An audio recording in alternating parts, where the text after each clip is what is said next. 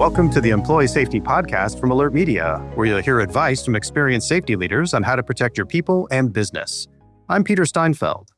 Security professionals often tell us that one of their biggest challenges is staying on top of emerging risks, especially as the volume and intensity of threats continues to grow. In response to this challenge, AlertMedia recently released a significant update to its risk intelligence suite, a bold step forward in helping organizations identify and respond to emerging risks faster and with more precision than ever before. For this episode, I invited AlertMedia's Vice President of Product, Ben Schneider, back to the show. Ben's team led the charge on this product launch, and he's here to explain why AlertMedia made these changes, how it benefits customers, and what it means for the future of security and resilience operations. Let's listen in.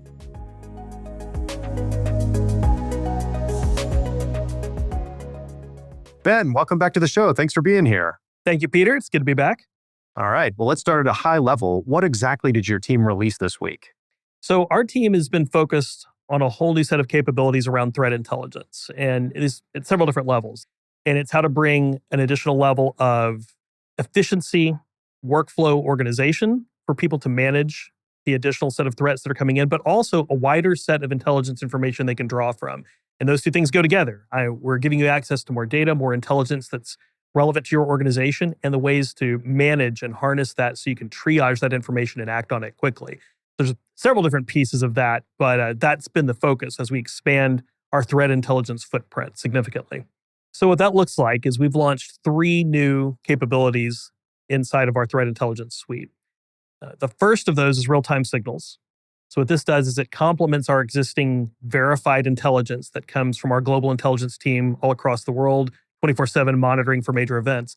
It complements that with early access, immediate awareness of potential threats that may not yet be verified, but that are in direct proximity to an organization's locations of interest.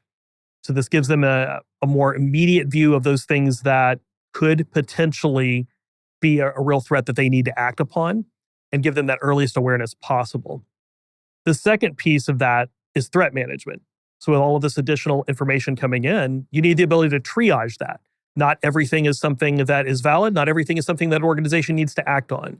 So how can you very quickly and efficiently assign those to maybe different individuals to look at it more deeply, clear your board of threats that you've determined are not actionable or not relevant, and have a bird's eye view of what all is happening in your organization, who's looking at which things still need to be assessed and which things have been dismissed and moved on. And of course, have a record of that. So that way you can always go back if you need to.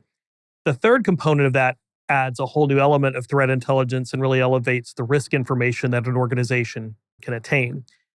That is social intelligence. And what it adds is the ability for an organization to monitor things that are specific to that organization that could be more of a potential threat or an emerging trend or sort of discussion that may represent a future threat specific to an organization. So it really broadens that scope beyond just sort of the immediate physical threats that we know could impact an organization to those things that are very specific and targeted at any given entity. Man, that's a lot. You guys have been busy. It is. We have been. It's been fun. And we're excited to get it out the door and start getting it in customers' hands. We know there's more work to do, but yeah, there's been a lot going on. Awesome. Well, let's break it down a bit because that is a lot. So let's start with real-time signals. What value does that add to threat intelligence? So what real-time signals is really helpful for is 2 primary things. One is when an organization has a need to understand, even if something is not a verified incident of some sort, but they have a need to give early awareness to that, real-time signals allows for that. It essentially says, there are things that are happening, and as soon as our intelligence team would know about it, you now have access to essentially the same data streams and tool sets that they have in order to see those things ahead of time. So you know instantly if there's some chatter about a potential shooting or some particular event or maybe a public disturbance that's happening, but not yet confirmed. And that complements our existing intelligence really well because our existing intelligence is verified and it's actionable and it comes with additional information and updates. But in this case, we often hear from many of our customers, maybe they have retail fronts, maybe they have stores or restaurants or things like that, where they want to know if anybody mentions or there's the possibility of some sort of activity happening near those locations because they want to give early awareness. They would much rather err on the side of safety and say, well, let's go ahead and let that location know. Let's potentially lock down for a few minutes until we get the all clear.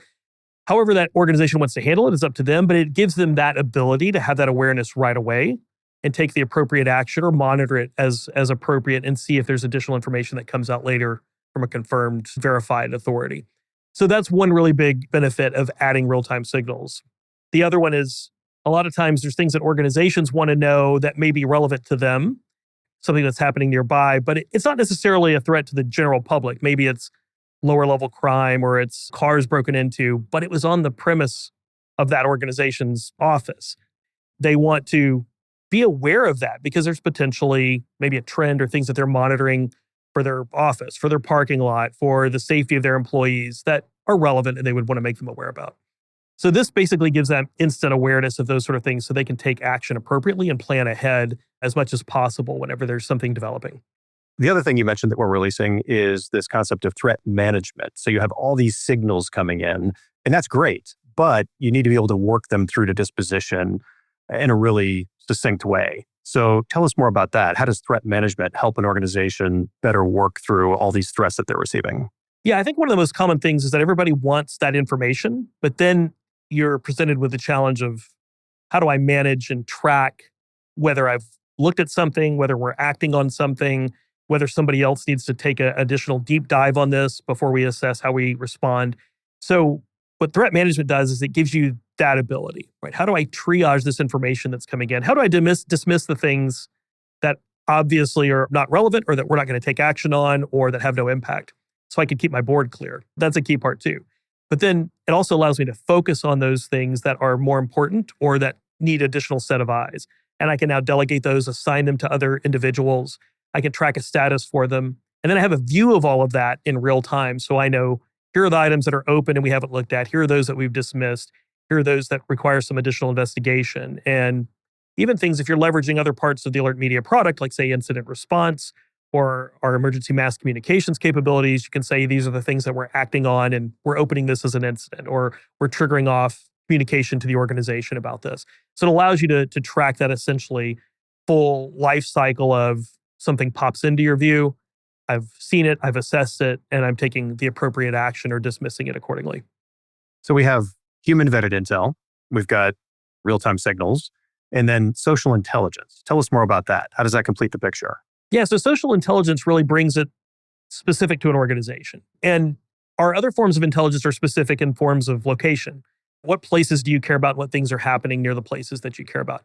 But social intelligence is more topical. It's what are the things that are relevant to your organization or that could be a threat to your organization because of industry trends, because of the nature or visibility of your company or your brand or your executive team, and understand the chatter and potential discourse that's happening around those types of activities. And that's a lot of times where you see the threats and the types of conversation or the type of dialogue that is concerning for an organization that they may need to get ahead of.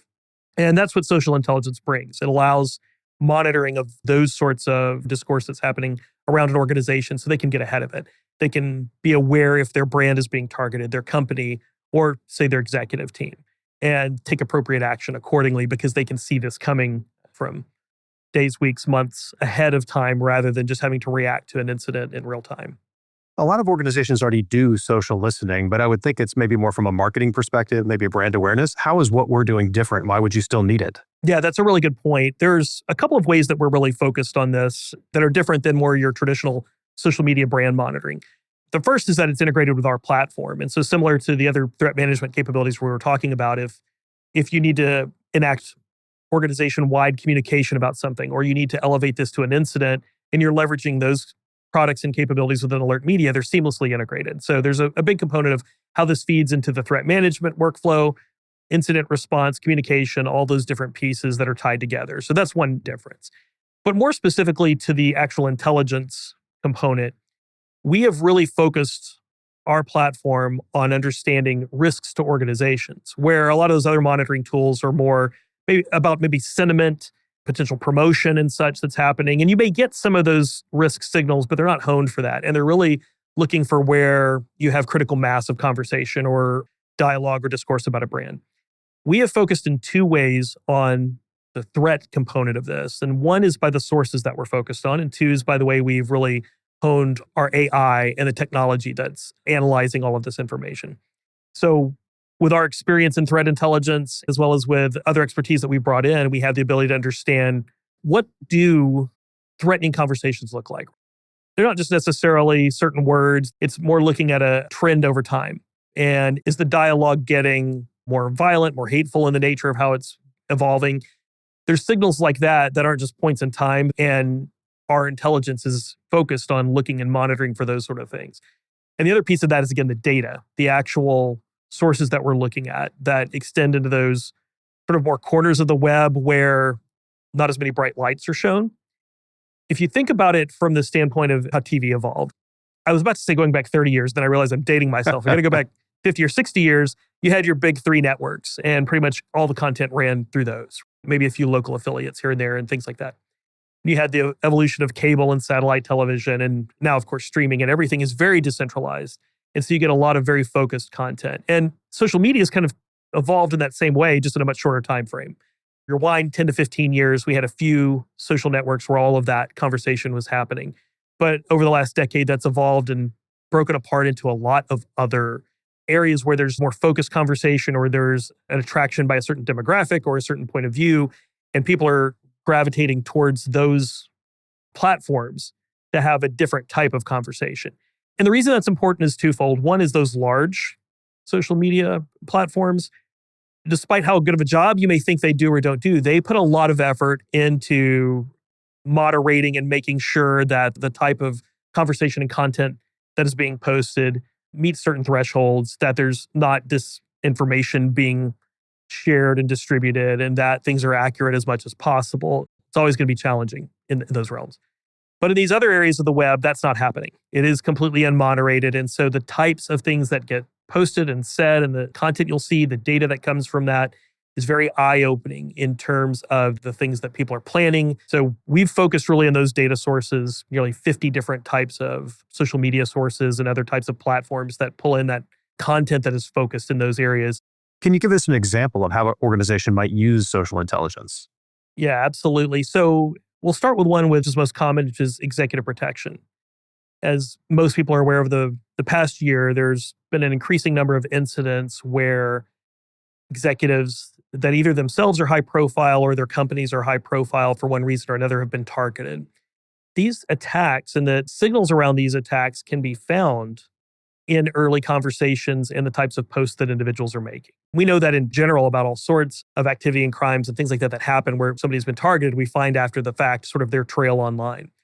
Well, that's the case in these areas as well. There are often a lot of signals ahead of time around the types of content they're posting, the statements they're making, potentially others reinforcing that, claims that they may go do something, harm someone, follow them. They were at an event, they were there. And you start to see those sort of signals emerge, and you know that you have something that is definitely worth taking action upon. Right now, you can add additional security. You can become aware of, hey, our executive is traveling to an event or putting on a conference or going to be a keynote speaker. We need to have additional detail. We think there's a real possibility that this individual who's been out there making these claims or some followers of that others are going to use that as an opportunity to target them. That's a prime use case for how you can early detect and prevent that as much as possible. So what kind of organizations can benefit from this new functionality, social intelligence, but also real-time signals and threat management? Yeah, on the social intelligence side, I mean, if you have a high-profile brand, high-profile executives, that's an obvious fit there because those are cases that you need to be monitoring for constantly. But even if you're a smaller organization or maybe don't have the same profile, there are a lot of use cases where the industry is drawing a lot of attention. Maybe there are those who are reacting because of recent policies or economic climate or something that's impacting an industry and therefore causing a lot of angst and people to respond to that. So organizations of all sizes can benefit from that, whether it's because their executives do face this on an ongoing basis or their brand faces this on an ongoing basis, or because they operate in an industry where the current climate and such warrants additional awareness because they could be targeted even if they think they're below the radar. No one is totally below the radar. Right. From a threat management, from a real-time signal standpoint, threat management is helpful to organizations of any size. There's certainly a need if you're a large organization to track who's responding to what, who's monitoring what, make clean handoffs whenever you have shift changes for maybe your GSOC or your analyst team or for operations as something escalates. So that's a prime use case for it. But even if you're a small organization and you think, well, there's only one or two of us, we always know who's covering what. I don't necessarily need the ability to reassign threats. That may be true, but you likely still need to track the status of these things because in a smaller organization, it's harder to make sure nothing falls through the cracks. So you want to keep your board clean. You want to dismiss those things that you've already determined have no action or are not relevant. And you want to be able to keep track of explicitly those things that are still open and follow that through to conclusion. So in either case, it's very beneficial.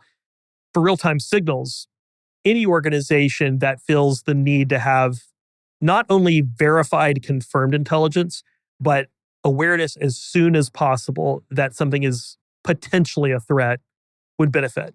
This certainly comes in the case where I mentioned earlier, you have lots of locations, brick and mortars, retail outlets, things like that, where the distribution of your employees and those locations of interest that you care about is wide. And you want to make sure that you're giving them the earliest possible awareness if there's something going on is always valuable.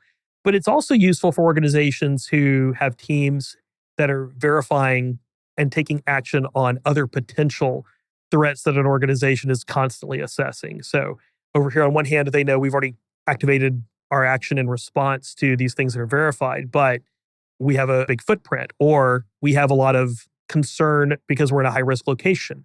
We have a lot of assets that spawn beyond just our offices and our headquarters. Or maybe it's more of a brand awareness thing where we're not huge, but we're well known. We're a sports team. We are a very consumer-oriented brand. And so therefore, if there starts to be posts and activity that's happening near our facilities or that are mentioning, hey, this happened at this particular parking lot or at this particular location, and it's mentioning us, we need to be on top of that for a number of reasons. One, obviously, to address that issue, to improve the security, but also because that chatter happening is now something that potentially other teams, maybe it's our PR team or somebody needs to be aware of and potentially do outreach around. So we're giving organizations a lot of relevant information. We're giving them a better way to manage it. But zooming out just a bit, what's the business impact here? How do these capabilities help teams respond faster or potentially prevent threats entirely?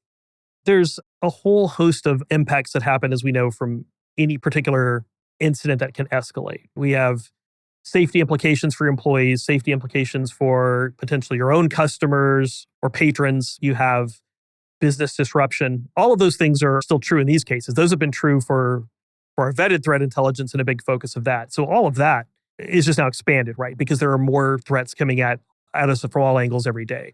But more specifically, if you look at what's happened over the last several years with a lot of these incidents we were talking about, the impact of disinformation around brands, the disruption that causes potentially for them financially has been in the billions of dollars collectively.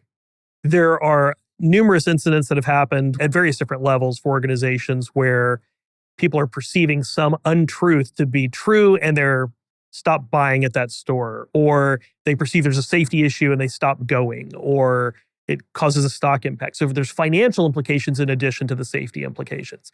There's hundreds of these events that have happened just over the last couple of years, many of them high profile, but even many more that are maybe not as well known, but are constantly happening. And so both the financial and the safety implications are significant. This is a lot of stuff, and it's awesome. I can't wait to see the impact it's going to have on the different teams that we work with at different organizations. But you know this next question I have for you, Ben, because I always ask it, hey, thanks, that's all great, but what's next? What else are you working on? I joke that as excited as we are to get this out there, we immediately turn our attention to what's not done and what we have to build next. And this is just the beginning. We see a lot of different potential ways that we can expand all of these capabilities to better inform organizations. First and foremost, there's additional data sets that we want to go after. There's an ever increasing amount of social data and stuff that's happening. There are constantly new platforms emerging, so we'll continue to add those.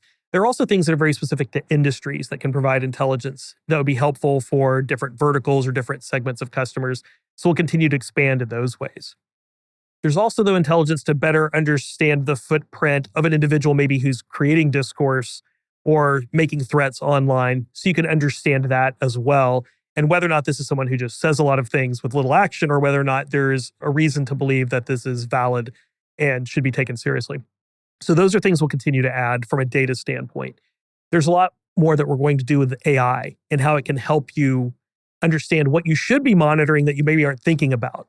How can it recommend to you and proactively go out and add additional searches, additional data streams that are relevant to your organization that maybe you weren't even realizing would be valuable.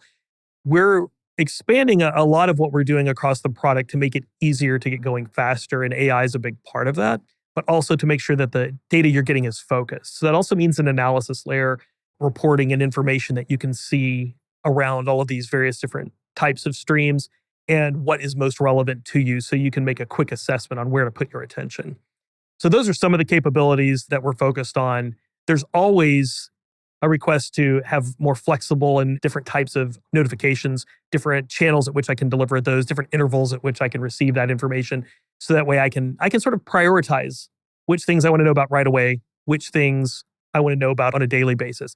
And that's functionality that we already have out of the gate, but we'll continue expanding upon that as we find more and more ways that organizations want to consume and distribute a lot of this intelligence. I'm super excited about the AI aspect and seeing where that's going to take us, because AI will help you catch the obvious faster so you can act upon it faster and have better outcomes, but it also helps you catch what you otherwise would have missed. Right. I think that's one of the biggest components that we're excited to get into. Like, this is the foundation. But the next phase of that is, how can we inform organizations around what they should be looking at that they may not be paying attention to? And with all of the analysis that we have going on behind the scenes, with the amass of data that we're pulling in, and with the different elements of AI that we have layered upon that, we can give a lot of insight, not just things around the nature of, is this hateful or threatening speech, but also, what does the topic matter? What is the nature of the trend of this conversation? Is there an element of this conversation that's evolving and growing and essentially erupting into something that is more significant that we're not paying attention to? One of the examples that we talked about at our last employee safety conference was a well-known company that all of a sudden started receiving death threats to their executives because of a misinformation that started in just a few small posts on the web. This misinformation campaign grew, a lot of people ran with it, and all of a sudden they're now targeting executives at this company, and the company's completely unaware of what's even happening, why this is happening, what's going on. And those are the sort of things where if we can bring early awareness to that, even whenever you haven't asked for that, and proactively put that in front of you, we can help organizations make a huge leap forward in terms of keeping their employees safe, business operational, and protecting their employees and their assets across the board. And I love the idea of getting more proactive instead of being reactive to all this. Exactly. These are all phases on that road to become ever more aware and ever more ahead of these threats, rather than just having to react in the moment. The degree to which we can help you know ahead of time, we know will save lives, it will save organizations money, it will just overall make for a better experience and a more optimal outcome. Absolutely. Well, last question before we wrap up. How can people learn more about these new features and products? So first, you can go to alertmedia.com and request a demo. There's also great information there that supplements a lot of what I've been talking about, but that's one of the best ways. You can also find us at the 2025 Global Security Exchange Conference, GSX. That'll be happening at the end of September, early October. We'll have a booth there. It's 4031, so you could come visit us in person. I know any of the AlertMedia team would be excited and happy to speak with you there. So if you're in attendance, please stop by. We would love to see you. Excellent. Well, we hope to see people there. And Ben, thank you so much for being here on the show today. And thank you for bringing all these new features to life for our listeners. I think it's going to make a real difference for them. Thanks, Peter. I'm excited that I get to represent all of the hard work our team has done. A great team here at AlertMedia that's been hard at work at this to bring it to life. So thank you. Absolutely. They are the best. To learn more about AlertMedia's risk intelligence solutions, click the links in the episode description. You can also watch video highlights from this episode on AlertMedia's YouTube. Don't forget to subscribe, rate, and review the show wherever you get your podcasts. Stay safe out there. Thank you for listening to the Employee Safety Podcast from AlertMedia, the industry's most intuitive emergency communication and threat intelligence solution. To learn more about how to protect your people and business during critical events, visit alertmedia.com. Until next time.